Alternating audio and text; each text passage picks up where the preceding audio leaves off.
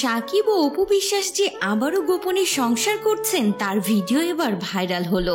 বসুন্ধরার একটি সুপার শপে বাজার করতে আসে সাকিব খান ও মা অপু বিশ্বাস এবং তাদের একমাত্র রাজপুত্র আবরাম খান জয়। আর সেই মুহূর্তে এবার কেউ গোপনে ভিডিও করে ছেড়ে দিয়েছে।